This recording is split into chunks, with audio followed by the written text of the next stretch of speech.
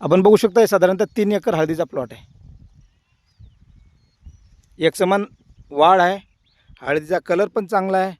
आज दिनांक 3 ऑगस्ट 2026. आजच्या तारखेला हळदीला 45 दिवस झाले आहेत. आपल्यासोबत स्वतः शेतकरी आहेत. भाऊ नमस्कार. नमस्कार. भाऊ तुमचा परिचय द्या पूर्ण. प्रदीप लक्ष्मण आनेराव, राहणार करमोडी, तालुका हातगाव, जिल्हा नांदेड.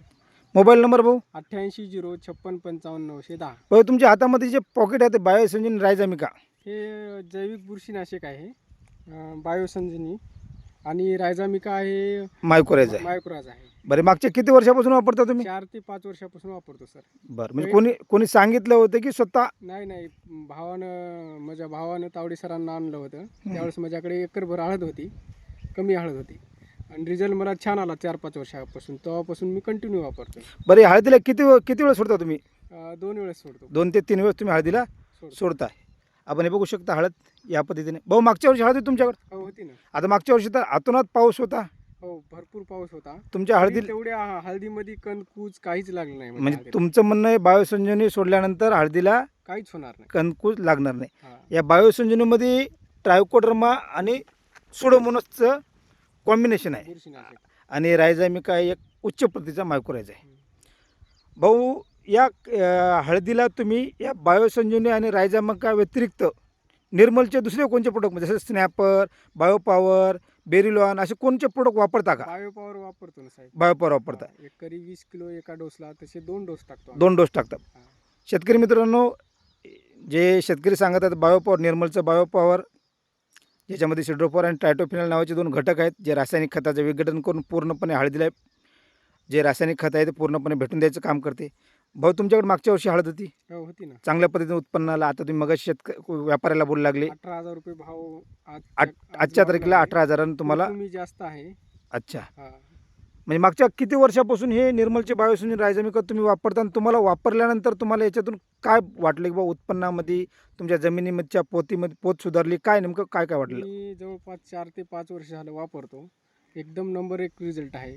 बुरशी कशीच येऊ देत नाही. हळदीला बुरशी कशी येऊ देत नाही आणि हळदीला कुठल्याही प्रकारचं कणकूज येऊ शकत नाही, हो सर. येऊ देत नाही. हे बघा बघू शकता शेतकरी मित्रांनो, या हळदीची क्वालिटी या पद्धतीने आहे. आणि भाऊ मागच्या वर्षी हळद किती होती तुमच्याकडे? माझ्याकडं 3 एकर होती. मागच्या वर्षी पण 3 एकर हळद. तीन एकरी 24चा ॲव्हरेज आलेला आहे. एकरी 24चा बेनं ठेवून आलेला आहे. किती एकरचं बेनं ठेवलं तुम्ही?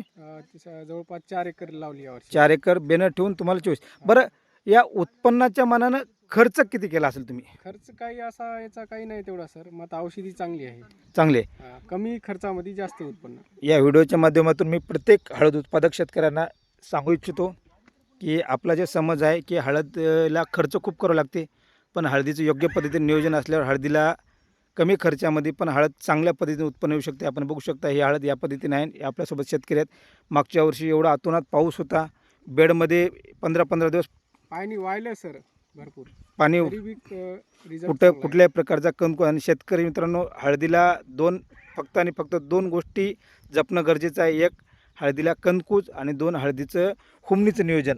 या 2 गोष्टी या 2 गोष्टीपासून हळद तुम्ही दूर ठेवली तर तुमच्या हळदीला कुठल्याही प्रकारचं नुकसान होणार नाही. वेळोवेळी मी तुम्हाला या व्हिडिओच्या माध्यमातून माझा वैयक्तिक नंबर पण या व्हिडिओच्या खाली टाकून देतो. तुम्हाला वेळोवेळी कॉल करा, नियोजन घ्या, पण हळदीमध्ये उत्पन्न चांगल्या पद्धतीने घ्या आणि कमी खर्चामध्ये उत्पन्न घ्या. धन्यवाद प्रदीप भाऊ. तुम्ही या व्हिडिओच्या माध्यमातून तुम्ही या व्हिडिओच्या माध्यमातून शेतकऱ्याला काय संदेश देऊ शकता? हे माझं म्हणणं प्रत्येक शेतकऱ्याने वापरावं. कमी खर्चात चांगलं आहे. दुसरे प्रोडक्ट्सपेक्षा मार्केटमध्ये भरपूर आलेले आहेत, त्याच्यापेक्षा हे चांगलं आहे. धन्यवाद भाऊ.